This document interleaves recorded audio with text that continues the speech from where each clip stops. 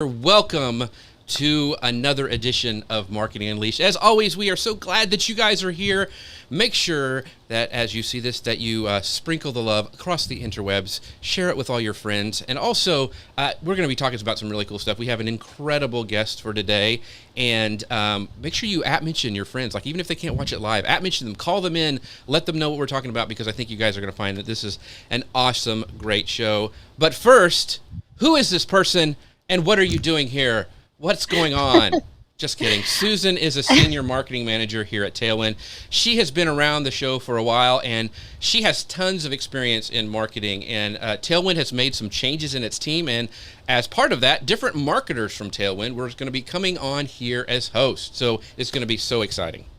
Hey, yeah, thanks, Jeff. We are definitely excited at Tailwind about talking to you and this super fun audience. But we're definitely going to miss having Elisa here every week. She is an amazing host and an amazing marketer. In fact, she helped connect us with our guest for this week, John Jantsch. Yes, and so next week, we're going to have somebody else from Tailwind to host, and there's a rumor going on that we might even have some special appearances from an engineer or two. I hear that one of them is going viral on TikTok in his spare time. Yeah, I'm a huge fan of the Tailwind engineering team. Shout out to those guys and girls there. I think they're going to be on today. If you want to read all about how to go viral on TikTok, starring our very own engineer from Tailwind, whose handle is at Pie Supplies, you can read all about it in the blog post. And there's a link there where you can follow to get to it. So it's Tailwind for TikTok. Read all about it. Yes. But now we're going to set TikTok aside and jump into customer journeys with John. Oh, yeah, I want to do some shout outs from our friends here in the comments. We've got our friend Tim saying, shout out to Tailwind. Tim, thank you so much for being here. We have our friend Trona, thank you for stopping by today. We've got Melissa going, hey, yay, Susan. So we've got some friends, and of course, Carrie Ray, who is love her to death. Thank you, Carrie, for stopping by today. This is going to be a fun show. You guys are going to love it. I wanted to tease this stuff. We've got a little bit of things at the end of the show today. We've got a new feature that we're going to be teasing that Susan's going to walk us through from Tailwind. So you guys want to make sure that you stick around to the end of the show. But we want to welcome our special guest right now. And that, I'll let you do that, Susan, because he's hiding in the wings. But I'll bring him on. Boom, just like that. There he is, guest appearing from out of space. Yeah, so John Jantsch, welcome to Marketing Unleashed, the Tailwind Facebook Live. Well, thanks for inviting me. I'm excited. Yes, you're glad you're here. John, I'm a huge fan. He is a marketing consultant, a speaker, a best-selling author of books like Duct Tape Marketing, The Referral Engine, The Self-Reliant Entrepreneur, and now The Ultimate Marketing Engine. He's also the founder of Duct Tape Marketing Consultant Network. And I think Duct Tape Marketing might be the most brilliant name for a company I've ever heard. So I love that. And I also love John's approach to marketing and teaching others to do marketing. What I find especially appealing about it is his systematic approach. He's able to take complex things, break them down into an understandable pattern that other people can follow. And I think we'll hear more about that today. His most recent book is called The Ultimate Marketing Engine, and it reflects years of work as a marketer, helping others to learn marketing. And even better, it's a fresh take on how to identify and nurture your best fit customers.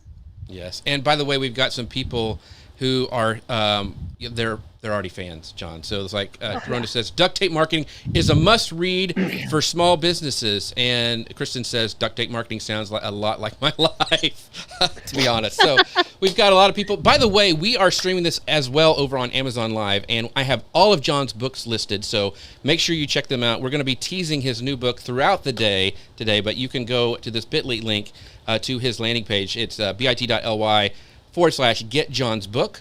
And I wanted to say that out loud for the podcast listeners. So it's bit.ly/get John's book. So go check that out. So with that, John, you have this new book coming out. So tell us about it. You're this best-selling author. You know, you're respected across the board in marketing. What can readers look forward to in the Ultimate Marketing Engine? Oh, you're muted, John. Well, I think more than anything else, it's a bit of an update on No, I think I'm just slowing down now. Okay, you're good. We ready? Yeah. All good. Okay. So Duct Tape Marketing, thanks for the shout outs, folks, but came out in 2007. I have continued to practice marketing every single day since then, and a lot's changed. A lot has evolved. And the last year, of course, a ton has changed. The last decade, a lot has changed. And so this, in a lot of ways, is a bit of an evolution of my thinking and my experience and my learnings over the last 10 years. Because I think that even though we like to talk about new platforms and changes and all the things that have come along in marketing, I think the most significant thing that's changed in marketing is the way people today choose to become customers. And I think the last year, nobody wants to hear about how to market in a time of COVID, but there's no question that the last year shone a very bright light on one thing. I saw it in my customers. Some of them were in the wrong place at the wrong time, really had a tough time. But I also saw some of my customers not only survive, but thrive in the last 18 months. And when I really looked at the difference, what I saw was that I think in good times, a lot of businesses can benefit from just being in the right place at the right time. But I think in tough times, we see that, and this has always been true, but that businesses can survive and thrive by being meaningful in some way to the customers that they serve. I mean, I saw some of my customers where people were reaching out saying, hey, I know you got to shut down. You got to tell your employees to stay home, but we're with you. I don't care that you canceled our project or that you can't get to us for a while. We want you to be around. We want you to survive. And to me, that was, as I said, it's always been true, but to me, that just shone such a light on how we have to start thinking about our customers today more than ever. And that's a great deal of what I put in this book. I actually can sum the whole book up. I say that the ultimate marketing engine is a successful customer. So what if we started thinking about our customers, not necessarily for the transaction that we can get, but for the transformation that we might actually be able to create in their lives or in their businesses? What would that change about everything that we do? That's great. Is there something you mentioned? You noticed the ones that survived during this COVID times, and I know in different parts of the country we've been coming out of it, and some of it feels like we're going back into it. Is there? Do you have any specific examples of companies that you thought like, oh my gosh, they did that so well during this time, and really were able to connect with their customers? Yeah. Well, so much of the behavior about how we served our customers, about the customer journey that we're going to talk about today, was forced to change. It wasn't a matter of, oh, here's a new innovation. It was like change or die, kind of. Right. That was probably too graphic, right. But it was, people talk about pivoting and things. Well, the companies that I think had a little more of that in their DNA, that they tried new things, that they were constantly keeping close to their customers and finding out what they really wanted rather than forcing them into some marketing automation loop. I think those were the companies that actually had the easiest time, making that change. I mean, we all think about the restaurants and right. Businesses where they had to really change their entire model. Well, the ones that actually had already embraced that were already more online. It was just much easier for them to change. But I would say the overriding thing that I saw was it was how close were you to your customers? That to me made it easier. Not only did you probably have a better relationship, it made it easier to understand what would be the way to serve them now. And I think it also made the customer maybe more understanding of the fact that nobody knows how to do anything anymore. Let's make this up together. Gotcha. It's really interesting when you talk about kind of knowing what your customers are experiencing and tracking with that. How do you do that? How do you stay focused on what your customers are experiencing? What are some of the practical ways that you do that? Well, here's a massive, mind-blowing approach. Actually talk to them. I know, cynical sounding, right? But it's amazing how few businesses take the time to intentionally and routinely, not just as a project, but intentionally and routinely talk to their customers on a quarterly basis. And it doesn't have to be all of them, but just some percentage of your customers, just finding out what's going on in their world, finding out what's working, what's not working, maybe even reviewing processes. I mean, where I see some of the biggest places where people fall down in the customer journey is the typical handoffs. sales got the order, I'm out of here, done, right? And what happens then? So having some conversations about what it's like to experience your business, what it is they need to hear, what it is they aren't getting. I mean, that sometimes can lead to nothing, but I think in most cases can lead to you finding and exposing gaps. I had somebody that I finally talked into saying, look, we're redoing you're redoing your website. Let's have a few customers look at it and see if they can do what we want them to do. I know that's marketing 101, but it was so painfully clear to them that the customer couldn't figure out the action that they wanted them to take. They wanted them to subscribe to something that wasn't intuitive. And I just think we can go through years without a customer actually voluntarily saying, I can't figure out how to subscribe. And yet we're missing the opportunities because we don't run that by. I mean, we design these things on a 42-inch screen, and we know how everything works, and we know what the intention was. Well, a lot of our customers are looking at it on a 4-inch screen or smaller, and they don't have the same background. So just taking the time to stay as close to your customer as possible. That's awesome. It's interesting, right? I'm sorry, Jeff, go ahead. No, I was going to just say we have a lot of people who are agreeing with you, Sarah, saying communication with the customer is key. And Rocky says, thanks, Rocky, for stopping by again. He says, absolutely agree. That is so important. And go ahead and ask your questions, Susan. I'm sorry to interrupt you. I wanted to bring those up, though. Oh, I was just thinking about, when you write something, for me, I will usually walk away from it and then come back to it to see if it actually says what I think it does. And I think that's really important with our products and our marketing, that we take a step away and let all those things that we've got this, I guess, visual memory for, or some kind of working memory about what we want to have happen, and try it again with fresh eyes. Because it's easy to think. I will so second that, Susan, because I mean, how many times have you come back to that document and you're like, that's not what I was going for at all. I mean, but under the deadline of trying to get it out, sometimes it's like, well, that works. I'll just keep going. Great advice. Sit on it for a day before you ever hit send if you can. Right. And I like the screens idea because we talk about Pinterest a lot, is a lot of times people will design these amazing pins on Photoshop on their website, but then they get them on their phone and they can't read it. You can't read the font's too squirrely or something. And anyway, everybody here knows how I feel about squiggly fonts. So, but we've talked about this customer journey. So let's kind of pull back a little. Comic Sans for me. Yeah, Comic Sans. That's right. No. Every designer in our group just cried a little bit, a little tear came down their cheek. So let's pull back a little bit and talk about this. We've talked about the customer journey. So let's define it like it is traditionally, and then you have talked about how we should redefine it. So let's take it for like the bird's eye view for people who are like, what does that term even mean? And then how we should redefine it.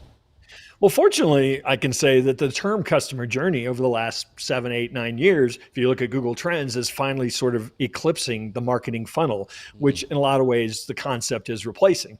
Everybody's familiar with the marketing funnel. It's still in Kotler if you're just fresh out of university, we get some portion of people at the top of that and we squeeze a few out down in the bottom, and then marketing's job is done. Well, I think that this evolution of something called the customer journey is a little more inclusive, that says, hey, once somebody becomes a customer, that's maybe when the work starts. How can we intentionally create a better customer experience? How can we intentionally be focused on retention? How can we maybe even intentionally on getting 100% of our customers to refer business to us? I have been using a tool for the last 15 years I call the marketing hourglass, which borrows the funnel metaphor at the top, but then flip that funnel over to get the hourglass shape. And at that point, we go to work on also intentionally creating processes and campaigns and even content that is going to actually drive or guide people to staying as a customer or to buying more or as to referring us. My marketing hourglass has 7 stages. They are know, like, trust, try, buy, repeat, and refer. And I intentionally use terms that I think are more like behaviors, because I think that the days of creating demand and pushing it through the funnel are over. A lot of the steps in the customer journey are actually out of our control. And I think that our job now is more about organizing behavior. So I it's easy to use your own buying, I think, to sort of validate that idea. We want to come to know about companies that if we have a problem, they can solve our problem. We start checking them out a little bit. We're going to make snap decisions about whether or not we like what they're saying, we like the experience. Certainly, we are probably not going to make a purchase unless we trust that they're going to deliver what they promise, or that other people at least trust them to deliver. I love it when I can try what it might be like to work with a company. And that's not just a SaaS 30-day trial. I mean, picking up a phone and talking to somebody, filling out a form is actually a way that we start trying the businesses that we are going to engage and hire. And then, of course, so many of us have been let down at the point when we say yes. So how do we keep that buyer's remorse away? What are we doing to intentionally keep the experience high? And then, of course, the retention and the buy again. I mean, if I find somebody that solves my problems, I don't go looking around every time I need that again. I just go back to them. And I think as human beings, we're wired to talk about companies that exceed our expectations, that surprise us. And so it's no surprise to me that 81% of small businesses claim that 50% of their business comes by way of referral or word of mouth, and yet none of them are doing anything about it intentionally. So my idea is that this whole framework can become the strategy for your business. It can become the strategy certainly for your content and all of your decisions about what platforms you might need to be on. Gotcha. So I think we should do a quiz. So let's just try it. 7 stages. I've got 3, maybe. Okay. So let's try it out in the comments. Know, like, trust. Yep. Try, buy, repeat.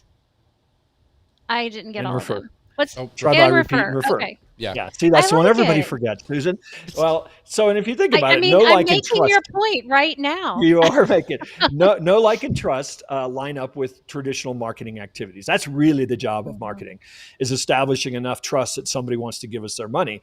Sales typically is the try and buy phases, and then service quite often is going to be the reason that you retain or repeat business. And generally speaking, quite often it's the reason somebody refers you. So it's a great way to align what are sometimes some at odds departments in organizations too. Yeah. So we've got some great comments. Trona says, I just used John Hourglass in my article the other day. And Melissa says the marketing Hourglass is a great alternative to what we tend to think of as a marketing funnel. So smart. Awesome, Melissa. And then this for Robana, says processes are her weakness. And so I know in Duct Tape Marketing, you talked a lot about the importance of having a marketing strategy, not just tactics.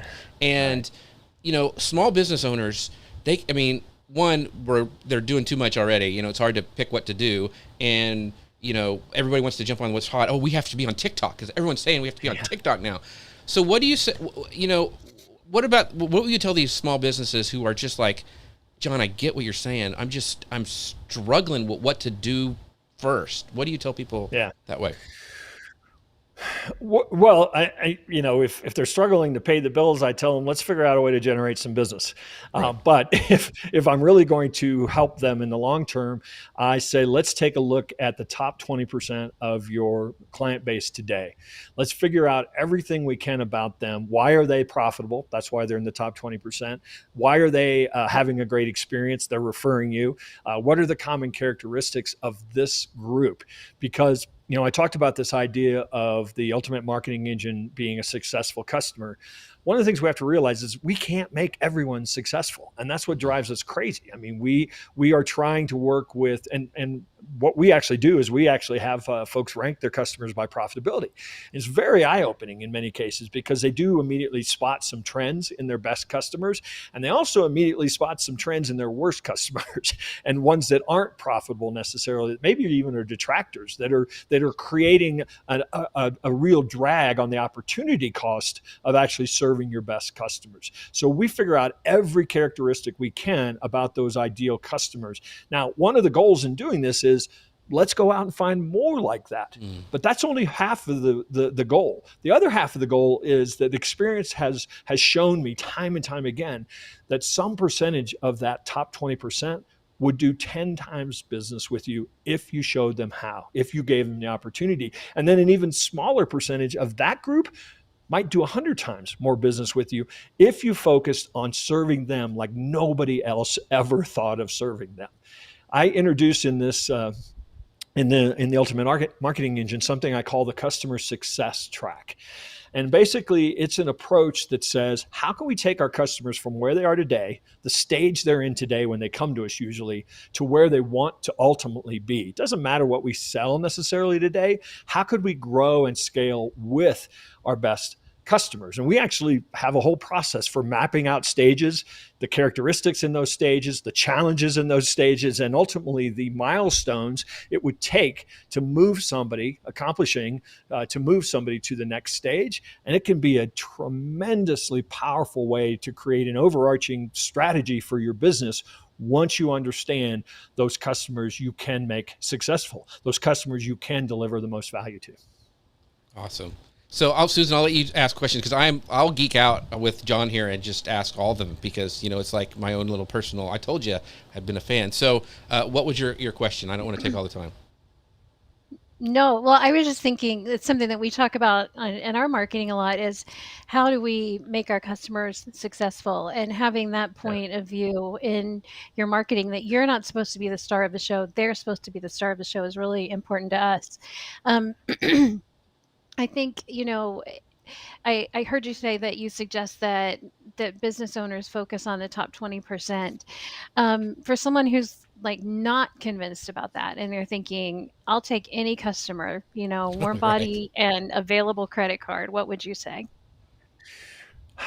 I get the allure of that. What I would suggest is that until you really do this exercise of ranking your customers, of maybe interviewing 8 to 10 of your best customers and understanding the problem you really solve for them, my contention will be that you'll never get good at anything. You'll never build any true momentum. Now, obviously, that's a huge generalization, but I've seen it when people can narrow their focus. And this isn't just about identifying the best customers. Quite frankly, a huge part of this conversation is about identifying who you actually can provide the most value to, because that's really what makes a great customer relationship. We always are focused on what are the demographics and the psychographics of the customers that we can attract. But I'd like to also inject that a part of that equation, that top 20%, is not necessarily revenue. That might be one of the parts of the equation, but the other is who can you deliver the most value to? And I'll take it a step further. When I consider somebody, who can I deliver the most value to the fastest? Because I know that that's going to be a good relationship. I know that they're going to be happy. I know that they're going to talk about how happy they are. But frankly, I feel really good about the fact that I know that this is somebody I can help. When somebody comes to me sometimes and I'm like, yeah, I'll take your money, but not a whole lot I can do for you. Right. I mean, well, I'm not going to judge anyone for doing anything, but I don't like doing that. Well, that was a good point because I was going to ask that question about we automatically think the best customers are the ones that have the deepest pockets or give us the most money. And what you just said is so true. Carrie says, she's talking earlier, strategy is so important, but it's tough. It really is tough. Yes. And this is great. Urbana says, buying your book stat. So everyone should go buy John's book stat. And, we've been teasing this all the time, but you can go to bit.ly/get John's book to go to that landing page to get set up for that. So very, very cool. I'm going to get real bossy because I think you should go buy John's book. I think you should try to use the word psychographic in any conversational opportunity you have. Just like the next 24 hours, work it in. You're at the gym, you lean over, you're like, this is not good for me psychographically, whatever. And then the third thing is you should definitely stick around because we have something that we've developed in response to some customer feedback. And we are trying to figure out if it's something that will help people succeed. So we also have a blog post about all this stuff too, about some of the things we're talking about today. So if you'd like a blog post that our amazing people over at Tailwind have put together, you can go to bit.ly/build great customers. We're talking about all this stuff today, and I think some of them are actually in the comments right now. But this is really exciting stuff. And so, I know we have a lot of small businesses, a lot of solopreneurs here, and let's talk about what a customer success track is and how some of these smaller businesses because a lot of times the smaller businesses feel a little bit left out of the loop on some things. So how can a smaller business develop a success track that is right size for them? So, yeah. So the first step really is to take a good hard look at who you serve today. This top 20%. Mm-hmm. Typically speaking, you are attracting customers in the same stage with the same problems and same characteristics. That's not always true, but I know in our case, we do marketing strategy, marketing consulting. A lot of customers come to us and their website's not converting. They don't have that much content. SEO is a mess. They're all over the place. So that's somebody that we call in the foundational stage. So after doing this for many, many years, I developed not only the stages that people are coming to us in, but when we've had successful engagements, we've matured their marketing. We've moved them to where they can actually now effectively use social media to sell, for example, because they now have the right message and they're targeting the right folks and they're on the right platform. So the idea behind this is, what would the maturity model, if we can use that term, for your business look like? We have 5 stages in ours, and we're able to define the characteristics. I can tell you what somebody's probably experiencing in each of those stages. I can tell you the challenges they're facing.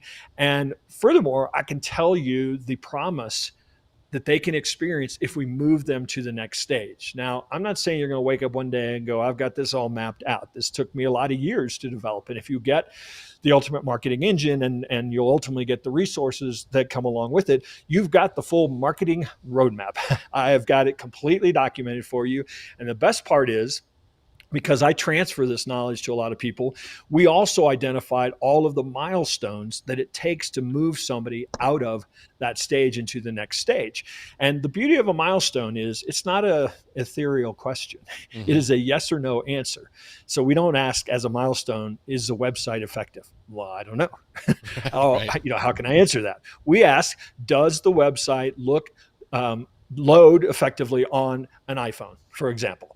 That's either yes or no. If it does, yes, move on. If no, here are the tasks that we have to accomplish in order for that milestone to work. Now, as I said, I have developed this entire roadmap of customer success track that we use and have used for years for maturing a company's marketing. But my real goal, my stretch goal in this is that I believe this thinking can be applied to just about any business in any industry. The starting place is, where are your best? Could you map the stage for your best customers today? Could you map what they're experiencing? And if you've worked with them and taken them up a notch, or you've retained that customer, so you're doing something with them that they're seeing a result from, what would that next stage and that next stage need to look like? This is not something that you're going to do in an hour.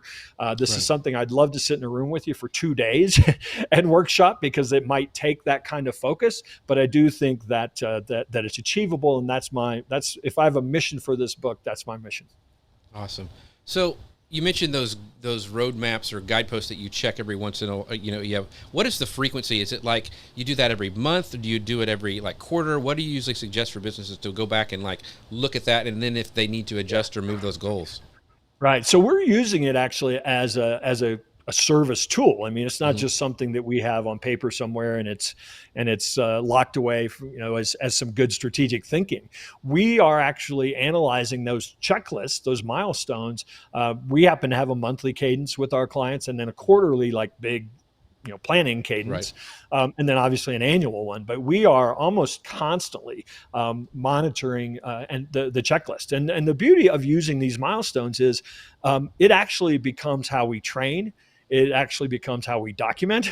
And so various people in our organization now are using this tool on the client's behalf as well. So we're all kind of pulling in the same direction. It's actually become, in a lot of ways, it's become not only how we hire and train and certainly message, because now we're talking about a long-term roadmap, not just a project with a client, but it's actually become the mission for our business to take a client from where they are today to where they want to go.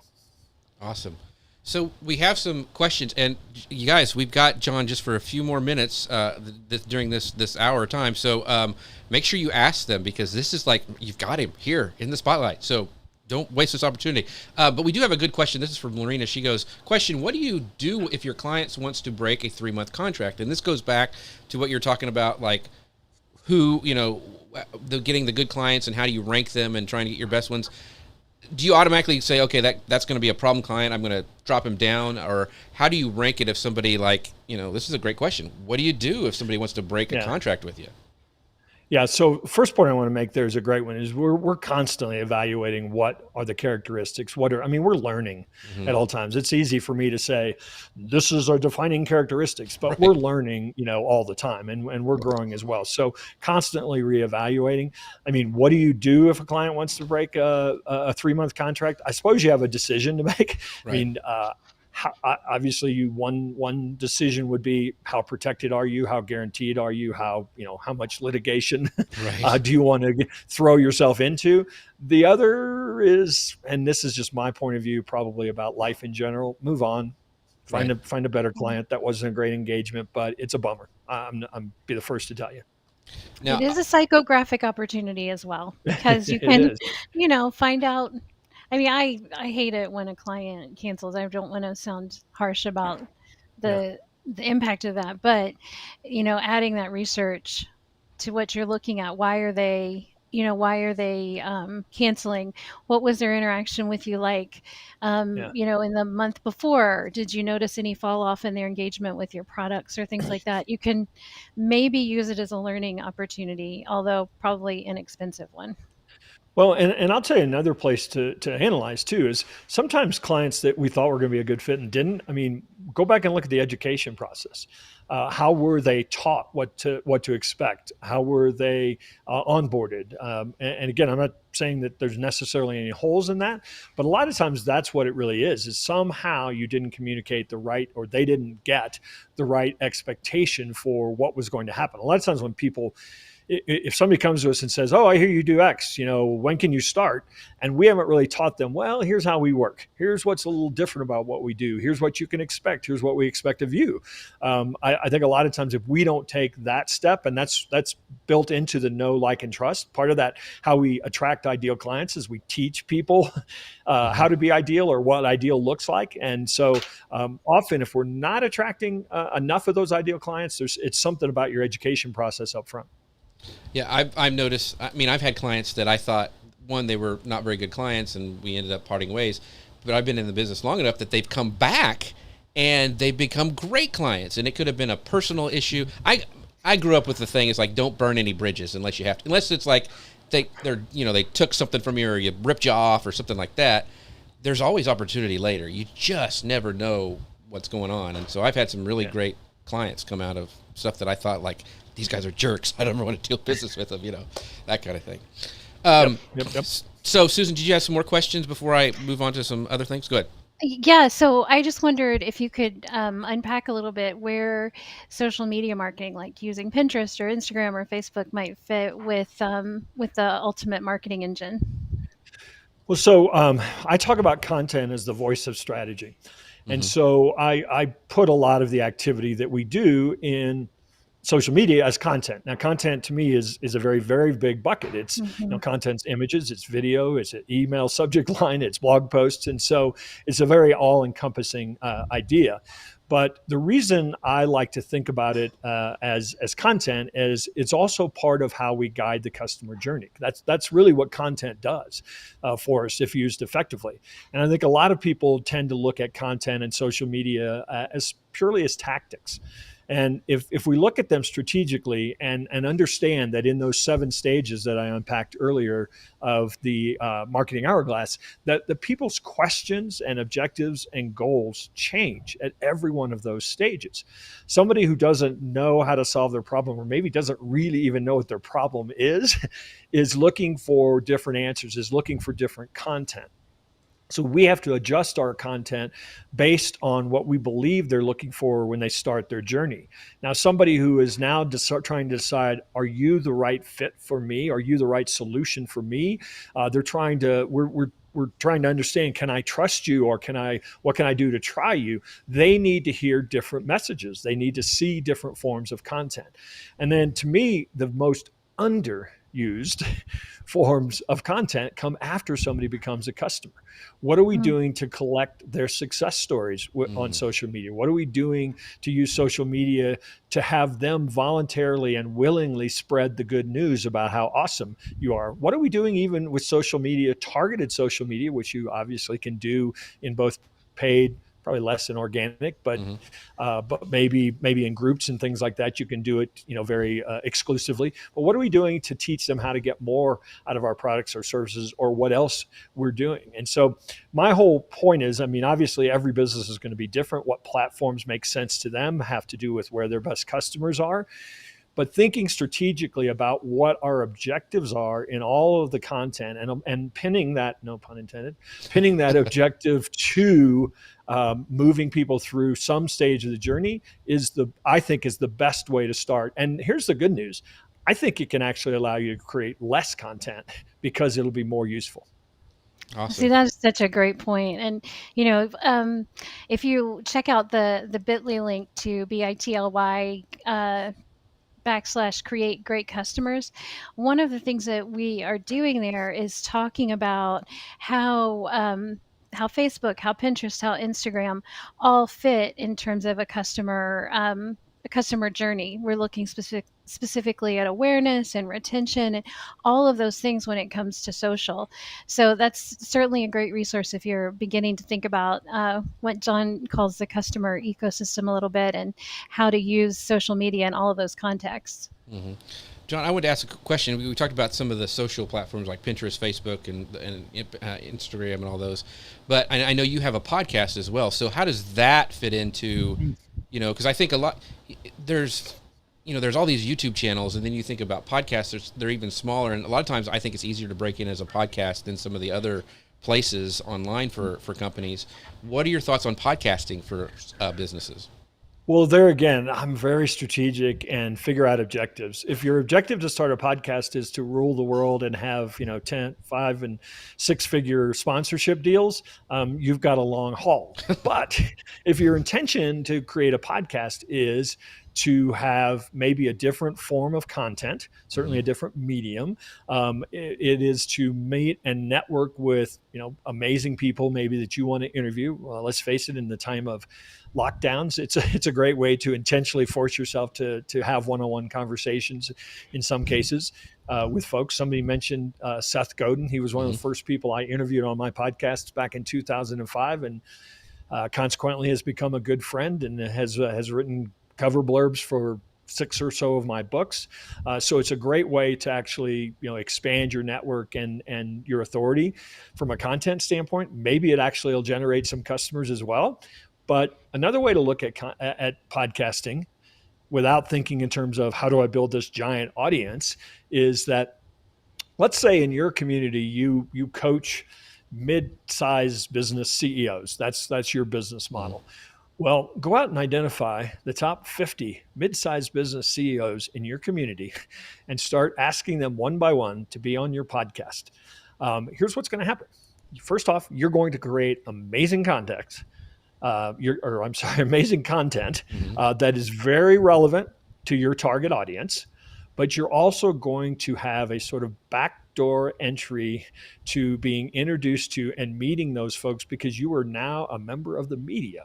And had you sent them an email and said, hey, I'd like to pick your brain for 20 minutes and see if there's any synergies between what we do. Right. Please don't ever say that. Please don't ever say that. No, But instead of saying that, you said, I would like to profile your company on my podcast. You are going to get a percentage of them that are willingly going to have a 20 or 30-minute conversation with you. Now, you're not going to sell in that, but you are going to have a contact now who is probably going to be at least more interested, maybe taking a look at what your business does because they've had a self-interest in doing so. So that's one way that I tell every small business to look at podcasting. It can be a great content. It can be great for raising your exposure. It can maybe even be great for generating leads. But if you look at it as a way to connect, you will put in the time to do it. Oh, see, that's worth the price of admission right now, right there, folks, right there. And in fact, that's what we do here is we get to interview people. It goes out as live video. We can chop it up. It becomes a blog post. It becomes, Right. a podcast. All the things you can do with 1 hour with somebody asking them awesome questions. Couple, some comments. Melissa says, content as the voice of strategy. Love that. So yeah, that is a great quote. And Carrie says, my husband just reminded me yesterday that repeat customers are important. They don't cost much and can help you find new customers. Yes, very, very true. And this is a good question. Greatest source of lead generation is a happy customer. Yes. And in fact, so social media, back to that little thing we were talking about, is I made comments, this is way back in the Google Plus days, on Peg Fitzpatrick's post. We became friends and throughout the years, and now I'm producing Guy Kawasaki's podcast because of her referral and recommendation. And I mean, so everything matters. So just all that stuff matters. But Tegan asked this question, when making content, what kinds of questions do you focus on? What kind of questions do you focus your content creation around? I thought that was a great one. Okay, well, I'm at the risk of sounding like a smart aleck. The obvious one is, what questions are people asking you? And I work with a lot of software companies over the years, and when content became a big deal, they started saying, we're hiring marketers to create content. We don't know anything about really how the stuff works. We're not technical enough to write the content. And I would always advise them, go look at your customer service or your engineers. In a lot of cases, email sent inbox, or how do you say that? Their sent box. Is that what you say in their email? Because they're answering questions all the time. And there's probably a great amount of those questions get asked repeatedly. So that's, it sounds like the obvious thing, but that's the first thing. What questions are people, salespeople, customer service people getting asked frequently? There's a couple of search engines that have cropped up lately. One that I like to recommend all the time is called Answer the Public. And you can go to Answer the Public and put in some queries or even topics, and it will actually start surfacing questions people are asking about those topics. Obviously, Quora is one that's very established and been around for quite a while, and that's a question site where a lot of people, the beauty of Quora, of course, is not only people answering questions, sometimes people have brilliant answers for those questions, and you can creatively emulate their answers. So, Susan, do you have any more questions? Because I have a final one for John, but I wanted to go right ahead. Okay, so I heard this on a podcast the other day, and I thought it was a genius question to ask somebody. It's like, what question did we not ask you that you wish we would have done? Ooh, that's a good one. So that is an old journalism. Right. To anybody they teach journalism to in school, that's how you're supposed to end every interview. And my problem is I just show up and blab, and so I say everything, even if you didn't ask me. I'm gonna say that. So I never have a good answer for that. So I'll say the thing that you should have. I know the thing that you should have asked me is, gosh, John's book doesn't come out till September 21st. That's a long time. Is there any way that we could get some a head start if we pre-ordered that book now? That's a great question. And to that, John would say, well, I'm glad you asked that, because if you go to theultimatemarketingengine.com, you'll see a big tab there that says, get the companion course. And if you pre-order the book today, you will be able to come back immediately and get access to a 6-lesson video course that actually has some of the worksheets and tools for you to do things like create your Hourglass. And I will tell you that when you do get the book September 21st from whatever bookseller you buy from, you're also going to find that we've built a treasure trove of resources, because this is stuff we do and have developed for our clients. And I'm going to give you all the tools and checklists and templates and worksheets for every lesson. Awesome. See, I love that. That is so great. And just showing a lot of empathy for us there. We're talking about this book. You're helping with our customer journey here by anticipating our needs. I appreciate that. Well, yes. I appreciate being asked. Yeah. So and Trona says we were talking about questions. She has also used the people also ask section in Google. That's a gold mine of content. That's great as well. So make sure you guys go and get John's book. Is there any other place? Is it all like if they want to see your podcast, all that stuff? Is it all? What's the best place to find that? Yeah. So the ultimatemarketingengine.com is all about the book. But if you want to see what I've been doing for the last couple decades, you can find that at Duct Tape Marketing, and that's DUCTTAPE marketing.com. Did you register duct tape with a duck just to make sure to get that? Go ahead and try it, Jeff. Okay, I was wondering. See That's where it awesome. takes you. No. We're not going to do any live Google searches here. Exactly. That's awesome. No, Well, John, we want to thank you I so did, much. and it redirects to my site. Yes. Okay, awesome. Well, we want to thank you so much for your time today. Everything that you've done. Big fan. Everybody, go buy. Just not one of his books. Buy all his books. They're all good. I'm rereading the revised edition of Duct Tape Marketing right now because it's just got so much good stuff on there. And so, a lot of people thought it was duct tape for a long time, as they're saying. And your podcast name is Duct Tape Marketing as well, if they want to search in Apple. It is. So you'll find it at the site for sure. I've been doing that since 2005. So if you want to go through some 1,247 episodes or so, you can. That is some old school stuff there. So, John, thank you so much. We'll let you go because we're going to do a demo, and we don't want you to have to stick around for that. So, appreciate you and your time, and thank you so much for being here. We'll see you later. Take care. Thanks, right, everybody. bye. Thanks, John. All right, we've been teasing this. Isn't this fun? I mean, gosh, I know. I'm so excited. I know. I want to show this thing off. We've been thinking about it all I know. day. I was excited when we finally, I've been seriously a secret stalker for him for a long time. I'm glad he came on and didn't know that.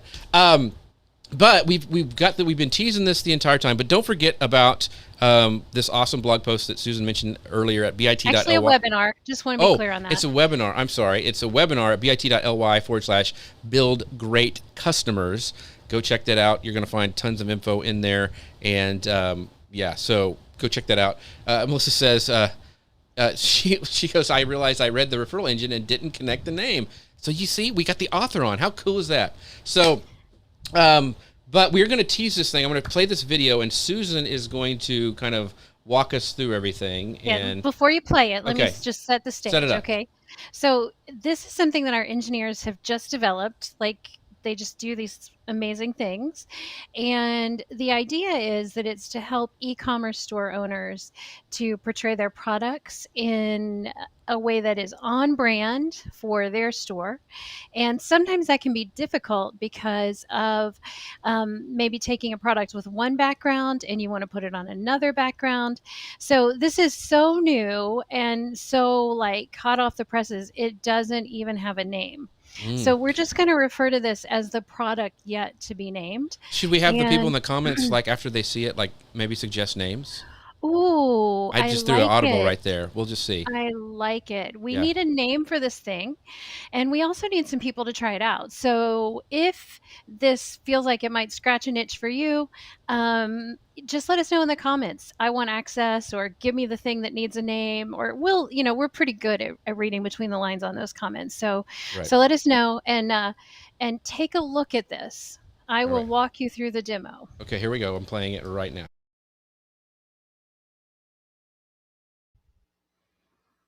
So the first thing you're going to do is enter your Shopify or Etsy URL.